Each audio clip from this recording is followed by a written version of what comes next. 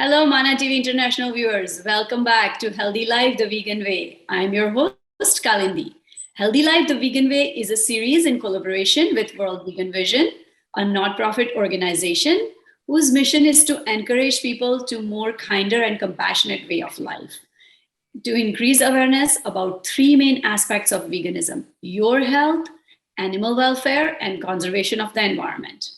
Today, we are back with our expert panel, Dr. Shrenik Shah, and also a special guest, Neetu Jindal.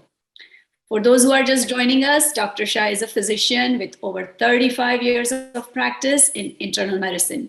He has been a vegan for over 20 years, and he has spread the love of veganism to numerous people around him.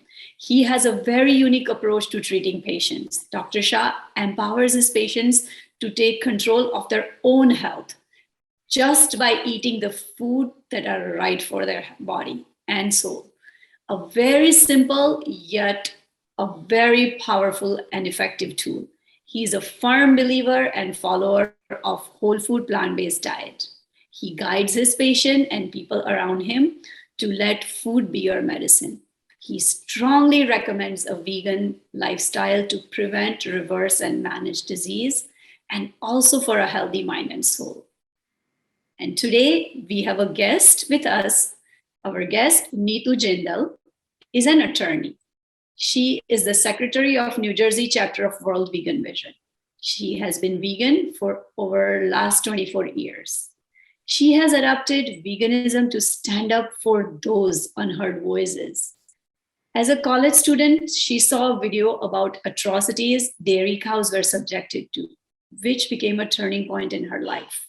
She turned vegan overnight, and it has been 24 years since.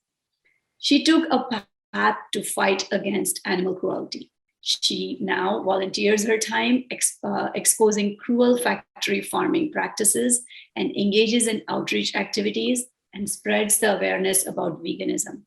Her mission in life is to create a kinder world for animals.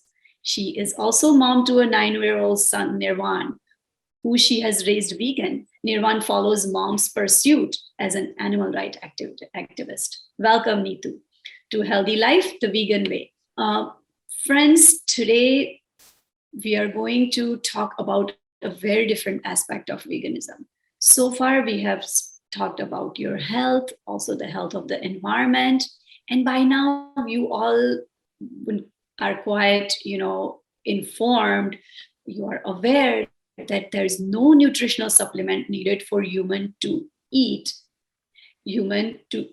any animal product. All our dietary needs are supplied by a meatless diet. So today we are going to talk about the aspect of veganism which is associated with animal welfare, the ones whose voices are unheard. What goes behind the dairy, the glass of milk that we drink, the eggs that we eat, the meat, the seafood, all those animal products that are produced just to fulfill our desire to eat, just to be on our plate. So, to start this, I'm going to present some alarming statistics.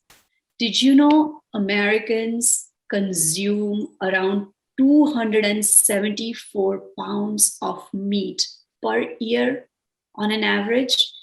And this is not counting seafood and fish or individual food waste. The total amount of meat consumed in the United States has exceeded 40% since 1960. In 2017, even the USDA reported that Americans are exceeding the amount of meat recommended by national dietary guidelines. How much more? How much more do we need? How much more are we eating? Another shocking findings revealed by study from Oxford University, which was published in Science magazine. More than 80% of farmland is used to raise livestock. But on these 80% of farmland used for livestock, only 18% of food calories and 37% of protein is produced. So with that, let's start with number one. Where does a glass of milk come from? Let's talk about what is known as factory farming. A glass of milk, a block of cheese, butter, a cup of yogurt, all those our daily, the daily dairy we consume, most people consume, assuming that that comes from happy cows prancing in the grasslands. Let's find out the truth. Let's hear the truth behind the symbolic glass of milk. So, Neetu Jindal, I would invite you to talk about how we get the glass of milk from the farm to our table. Thank you for giving me this opportunity to expose what goes behind what we call food so conveniently. Actually, this a lot of the things that come to us, they come nicely decorated. They come on a plate. They smell good. They look good. They look very appetizing. But actually, what the animals go through, we don't. Most likely, we don't know. I'm assuming most of us are ignorant. And this is why I'm here. I just want to talk about what the animals go through before the milk or the meat comes to you. So when you spoke about milk, the milk looks like very harmless liquid. It's white. It comes, we can add chocolate to it. It just looks nice and creamy. We can make ice creams from it, pizzas from the cheese that comes from milk. Everything looks really harmless. We think because we take the milk from the cow, we don't really kill the cow. But if I tell you, Kalindi, that milk is actually worse than beef, would you believe me? It's that shocking. People don't know that. So in the production of milk, cows and the calves are also being killed. It might look like, oh, we're just taking the milk. What's a big deal? We take care of the cows. Especially Indians, we have this perception that we are, we have this kindness towards cows, especially because, we think cow to be the mother, like Gau Mata or whatever, right? So we are the land of the holy cow, right? But unfortunately, we are also the biggest exporter of beef. I mean, 2021, we are the second largest exporter of beef in the world. So that's if that is the truth, where are all these cows coming from that we are exporting out of the country? They're coming from dairy farms. That's because the dairy consumption is so high. I can walk you through the whole process. And I'm sure, you can relate because all of us are mammals, right? So a mammal, including humans, only produces milk when they have babies, right? Now, in order for the cow to give milk, she has to be impregnated and then she has to give birth, right? Now, she will not become pregnant by herself. She has to be artificially impregnated, which is a very gruesome process. Animals go through a lot of pain. I think Dr. Shah can actually tell you a little bit more about it. He has some research on that as well. Dr. Shah, can you tell us a little bit about that whole? I'm going to share my screen so that at least people can be aware of the process, how it is involved. Basically, we think that in the old days, the cows were left roaming in the fields, and whenever they had an internal urge, they will get pregnant. And then the farmer will say, okay, I'm so lucky. God gave me a calf, and which will be either a male calf or a female calf. But none of these things are happening anymore. Basically, the way I look at it, like a female, like you said, has to get pregnant, but nobody has time for for the calf to get pregnant on its own. So artificial insemination is routinely done. Veterinarian comes in and just artificially inseminate the cow, and her pregnancy starts. And pregnancy, like other mammals, goes on for 9 months. Then it delivers the baby, and then after it delivers the baby, the milk flow continues for about a year and a half, and the flow starts going down. So then the cow has to be made pregnant again. So this process goes on. At one time, the cow has a potential to be 12 to 13-year-old before they had to be sent to the slaughterhouse. But now, because of the repetitive pregnancies, all her eggs are consumed already. So now at the age of 6 or 7, they have to go for a slaughterhouse. So at that young age, they have to be slaughtered because there is no need for it. All these things, because I've been vegan for so many years, and my internal thinking really kept getting deeper and deeper and deeper. And I like to put this scenario, I don't like to put anything away. I cannot push anything under the rug. And the reason is that I want to reach to the truth. I want to reach to the truth of what is behind all these things. The reason most of the people do not want to know the truth is because their likings, our likes and dislikes are so powerful. Our ego is so powerful that for the name of the likable things, we can sacrifice anything. We just put it away as if it doesn't exist. But it does exist. So I like to go down to the deep, and I realized that artificial insemination is a torture. I imagine myself like my wife or my daughter or my mother has to be subjected to this kind of repetitive pregnancies, that their eggs are used up and then their bodies are useless. So they are cut up into pieces and the meat is consumed. If that is the life would be any of my female members of my family, how would I feel? So it was very shocking to me that the artificial insemination, where the cow has no choice. Cow has no choice in selecting her own pregnancy. In human society, when a pregnancy is inserted onto you without your consent, what do we call that? It's a rape of the cows. Granted, it's a silent animal. It doesn't have a voice, poor thing. But if it did have a voice, do you think she will consent? If she has a given written consent, she was not going to consent to all these things. And every woman understands this. Every woman has gone through their pregnancy and how much torture it is, how much discomfort it is. And after all these things, when the baby is born, the baby is pretty much taken away. Because if the baby starts consuming the dairy, the milk will not be left for you and me. Yeah. So we are actually taking away the milk from the baby itself, for which it was really meant to be. I'll give you an incident. I went to climb Kilimanjaro. It's a beautiful, beautiful hike. And before that, four of us, we went to see a Maasai village. Maasai village, they live in deserts. Their main gold, they consider their wealth is the cows. And they don't have a choice because they live in deserts and they cannot really do much of the farming. So the cows go for grazing and all that. Fine. So we went for one day at the Maasai village, and one of my friends wanted to milk the cow. So I was observing all these things. And to me, every single event of life has to teach me something. And it always does if you really pay attention to it. So this is what happened. So he wanted to milk the cow and say, okay, I want to have an experience. So he was given a little pot like structure, and they say, okay, you go ahead. They showed the technique, but he started doing it. Milk would not come.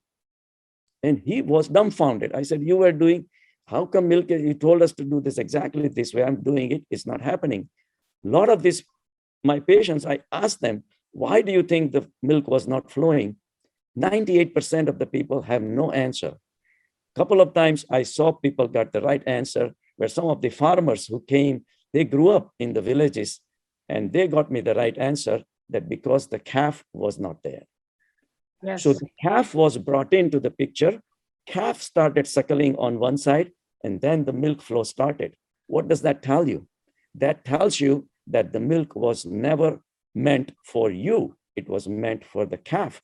And calf is the biggest stimulation for the cow's milk to flow. So it's a bond between a mother and a child, and we are breaking that bond. We are abusing that bond, and it's really painful for me to realize that if this thing was happening to any human component of our society, this will not be tolerated in 1 second. So to me, ultimately, bottom line was that every single product of the milk is a product of rape. And I just could not consume myself. See, the way I look at it, veganism, you can become vegan at the body level. Hey, somebody says, okay, I want to lose weight because the milk has too many calories. And yes, yeah, I have heard that it's not good, whatever. At the mind level, you can try. You can try yourself to change. You can go on a vegan diet. You can get the menus that, okay, what are the good foods? But that's at your mind level. But we have something more than that. We have a body and we have the mind, but we have a soul too. At the soul level, there is no difference. At body level, we all are different. At mind level, we are very different. But at the soul level, what is the difference? Soul is soul. It's formless. It has no shape, no size. It's infinite, omnipotent, omnipresent. So how come our soul is treated nicely and the cow's soul is not?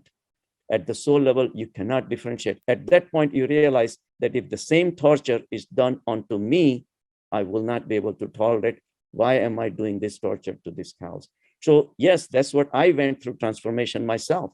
That at the body level, yes, I understood the concept. Mind level also, I had started following. But I'll go to the parties. My mind wants those tasty foods. And this is the real life scenario that I'm talking about. A lot of people come to me and say, Doc, we know what to do, but we cannot do it. Because part of the mind wants those foods, but the other part of the mind says, no, it's not good. So there is a tug of war between the two sides of the mind. But that's because of the mind. Mind is a duality. Mind differentiates you and mine. I'm Jain, you're Hindu. All these dualities exist at the mind level. So whenever I would leave the parties, I would leave kind of empty hearted. That, okay, I could have had it. Everybody enjoyed it, but I didn't. But then little by little you forget. But that's not what life is about. When I realized, and I meditate regularly, and I reached to the deeper parts of the pockets of your heart, and then suddenly a voice came, and that's what told me that artificial insemination is a rape, and every single product of the milk is a rape. At that point, I became spiritual vegan. And then when the voice comes from within, you know what? Now, anytime, any place I go to, any parties, and whenever I do not consume the dairy product, I get a joy. That joy of purity, joy of helping some unknown cow, which I don't even know. And that joy is the joy of consciousness. So you can become bodily vegan, you can become a mind level vegan, but the spiritual vegan is the ultimate. So that's where this animal cruelty comes from. It has to touch your heart. Mm-hmm. If when it does, it really phenomenally changes your life. It changed my life, and then it changed the lives of so many patients of mine. In fact, I had one patient, South Indian. She came to me, and I was explaining to her, and then suddenly started crying. I said, I'm sorry, did I say something? And the husband came to her help, and he says, no, you said everything correct. It's just that because she just had a baby daughter, and she's so attached to her baby daughter, obviously, but now this is really hurting her because she is so much fond of milk. Every single milk product, she loves it. And now she's getting a conflict for the first time. I put a seed in her heart about the closeness you can feel with another human, which is her own daughter. Yep. Now she suddenly started crying, and she wrote me. She moved to Canada actually now, and she wrote me that, Dr. Shah, you changed my life. Now I know what is respecting another life, which was very beautiful. So I can see what you're saying. Dr. Shah. That is so incredible. What life-changing event for her. So Neetu, I would like to find, a lot of so animal factory or animal farming, livestock farming. What exactly does that term mean? Why don't you, explain our viewers what exactly an animal farm looks like? Because the idea of dairy, usually your idea of glass of milk, we're always used to associate smiles with it, associate like happy cows in the fields. So what does a typical dairy farm look like, factory farm look like? I think the dairy farms, the factory farms, the slaughterhouses are perhaps the darkest, saddest, most depressing places on earth. All luckily not been to any one of them, but from what I've read, and I've read enough about these places, that there's so much stench of blood, there's so much stench of feces. They're pooping, they're standing in the animals are standing knee deep in their own waste. The ammonia in those places is such that you could faint from the smell of ammonia. You could smell it 3 miles. Actually, I have been to a dairy farm. No, it was not a slaughterhouse, but we went to in southern Italy when we took a trip. We went to some place where mozzarella cheese is made, and all these cows were just standing in exactly in their own stench, in their own poop, on their own urine and everything. And yet, when the sample of the mozzarella cheese was offered, everybody was running towards that. I said, how can you eat a product of such a filthy, stenching, full of stench type of atmosphere? And so it just was incredible that people would be running towards getting the samples of mozzarella cheese when they saw the cows in such a horrible horrible situation. And we asked the Italian farmer, he says, what do you do with these cows? They said, oh, we send them out. I asked him very poignant question. I said, would you eat meat of these cows that you're growing on this farm? And she says, no. He said, no. I said, I cannot eat my own cow's meat. Yep, he wouldn't. Frankly, if you went for a tour to the farm, I'm sure those cows were 100 times better kept than the ones that you never get to see. That you don't even go there. Correct. Yeah. Correct. So these animals actually never get to go in the sun. Sun is so important. They never get to see the light of the sun. They never get to smell fresh air. I just read it a few days ago, a very sad sort of meme that was there, which said the only time an animal gets to experience sun and fresh air is on their way to slaughterhouses. Wow. When they're going on those trucks. And That's the only time they smell fresh air. And we always see pictures of, when dairy ads of cows freely grazing in the sun, right? Yeah, with dangling beautiful bells, jingle jangle. It looks nice. They usually have a calf next to them. Frankly, let me tell you, like Dr. Shah already said this about the calf, right? So this is how it happens, right? So in the dairy industry, female calf is of use to the dairy industry because she's going to eventually become a dairy cow. But the male calf is a total waste. Right. Yes. And unless the dairy cow gives birth, they will not know if it's a male or female. Right. Now, when the male calf, if it's a male calf, he goes directly to a slaughterhouse. He becomes a part of the veal industry. And, people love veal. Right. But they don't know what veal is all about. Veal is just a baby cow. Like to keep the skin tender, they actually kept in very tight enclosed spaces. I want to actually show you a few pictures of these cows. One, I'll show you also a picture of so-called family farms, and where the calf is kept around, where Dr. Shah said that so she can produce some milk, but the calf cannot drink the milk, of course. And then there's a factory farm calf. I'll show you both the pictures. Let me share my screen with you. Cruelty-free products or free range. What are those terms? What does that mean? Doesn't it mean free range, meaning they are allowed to go and graze in the fields? Does it mean that? So free range means, okay, so the cows are kept in very tight enclosures. They can hardly even move their bodies, right? When you say free range, they're kept in a bigger cage. The barricades in between are removed. So they're still pretty much, skin to skin with other cows. They're pretty much tied down. They don't even get to move much, but there is no metal between them. That's what is free range. It's all marketing. You're made to feel like, oh, you're doing something less evil. Wow. Like if I go to the market and I see something called free range and it's only $1 extra, I might feel a little less guilty for that extra $1. Right. And I will go and pick that up. It's just marketing. Frankly, those animals are just like these animals. They don't get to see any sun, any fresh air. They don't even get to eat like regular food. It's pathetic. When they say organic, they're only feeding them organic fodder. There's nothing organic about the animal by itself. So, I'm sure, I don't know if you can see my screen. Yes.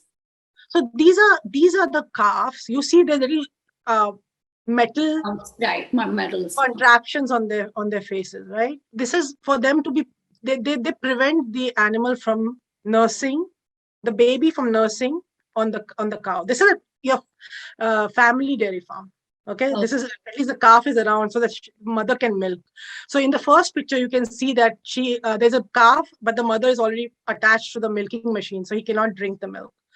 The next one, you see a little, like it has almost like metallic thorns. So every time he goes close to the mother, he will poke the mother in the udders, and she will kick him away. Right.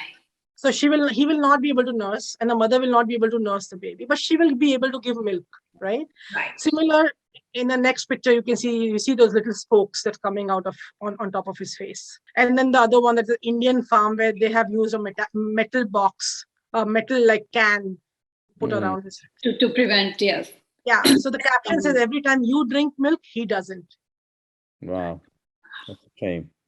Yeah. So these are the products of your dairy farms. Then there are the veal calves who go into a different part of the factory where they are kept there for almost 30 days so they can develop enough so they can provide enough meat, but they're still tender. They're very tender. So they're kept tightly, enclosed so the meat remains soft, and then they're killed. In the will, the crates, they kept the wooden, and to the point that they don't even have the nails, the iron nails on them, because when they leak on the iron, that stimulates the growth of the blood vessels and it spoils the quality of the meat. So, and plus they are not being fed. They are not fed, and they are put in these wooden cages so they don't grow to maintain. So as soon as the order comes from the restaurant, that's when they cut them. So this is a product of animal industry, and by drinking milk, we are contributing to that. You see this picture that I've shared just now. This is your dairy cow. She has the udders are so big. Do they Right. even look natural to you? Not at all. Do you think this much milk is natural for any animal, any mammal? You know, the reason she has all of this milk is because she's been given hormones. She's been given the oxytocin injection, which gives her labor pain twice a day. Once in the morning and once in the evening, she's been given that injection. She gets labor pain, produces double the amount of milk, which is then, humans take it. And what happens to the baby? This is what happens to the baby. He goes to slaughterhouse. It says that the tiny calf is only days old. And they're very violently, like either stabbed, burned, electrocuted. And then they're killed. This is dairy calf.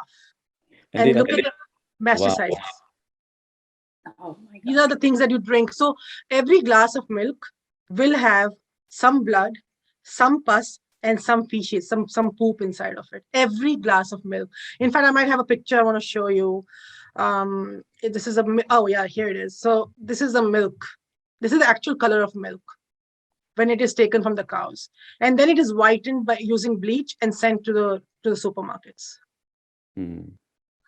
So this is what people are drinking, right? So when I saw a video when I was still very young about a cow being given the oxytocin injection and her bellowing in pain, that made me stop dairy altogether. Like that was the day I turned vegan. When the udders are that big and they have to be milked, people are made to believe that because to relieve their suffering, the milk has to be taken out. Right. Which is, nobody tells them that this suffering is actually created by the farmer, and then the suffering is relieved. So thinking that they're being really relieved from their suffering, which is a totally wrong, opposite approach of what actually is going on behind the doors of these industries.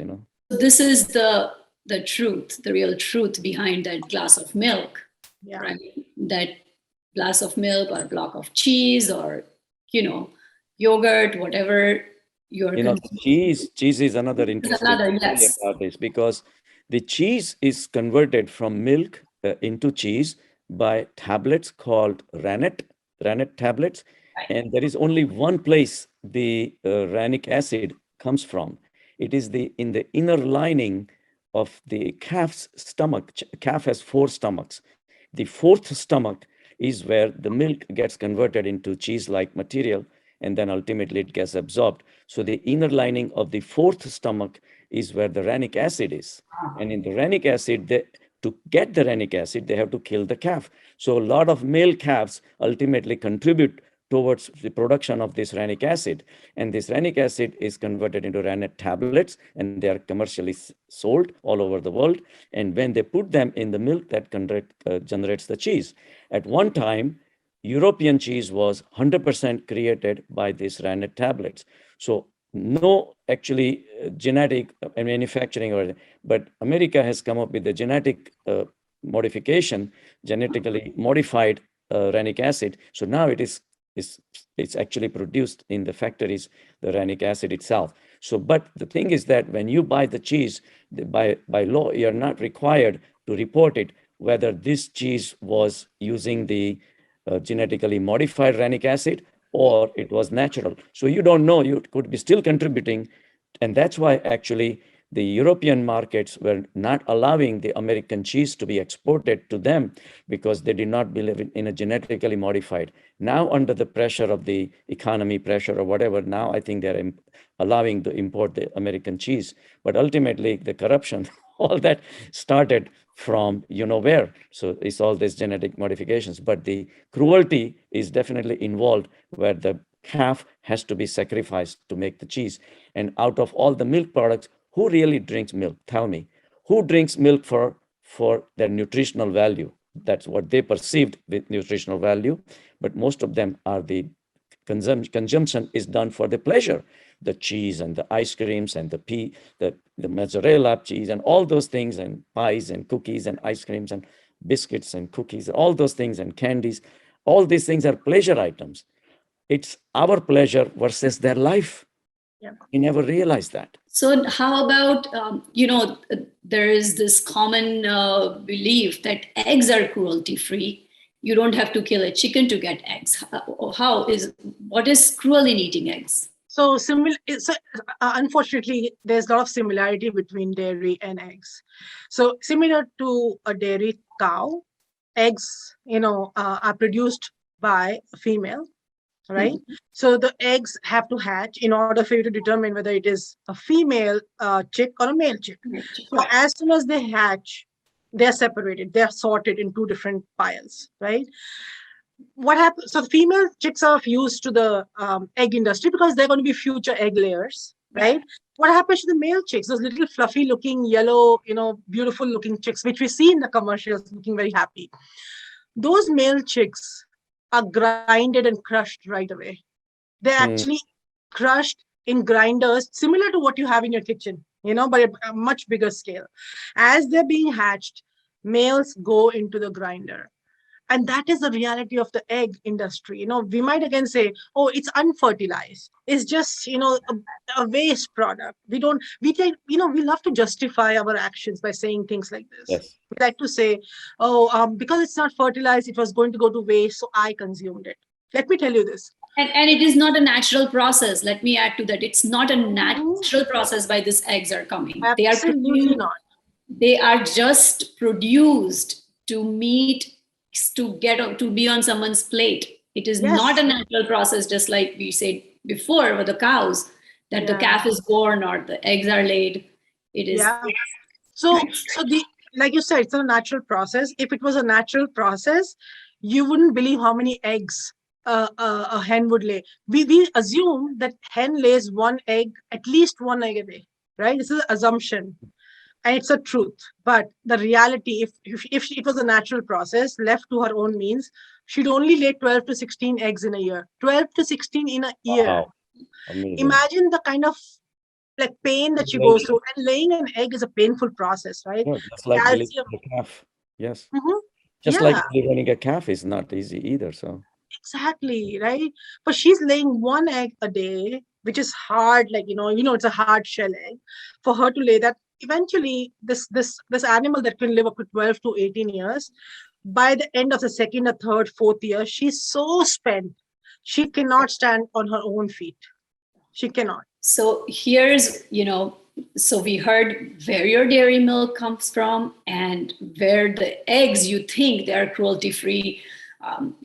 We also hear labels like certified humane, vegetarian fed, etc. Everything in the end comes from a process which is not natural, not normal, and it is filled with cruelty and suffering to that animal itself. So today, friends, we talked about a very disturbing truth about the glass of milk or an egg or an omelet or a piece of chicken that's on your table. The inhumane practices of factory farming is just beyond comprehension. So what can we do to end this abuse? It's a very simple solution and probably the only solve. Switch that glass of milk with a plant-based milk. Replace your egg with a plant-based breakfast. Whole grain oats are a great choice. On that salad, you add grilled chicken, add grilled tofu or a can of beans for your protein. Healthy life The vegan way is the solve. Thank you, everyone. Until we meet again.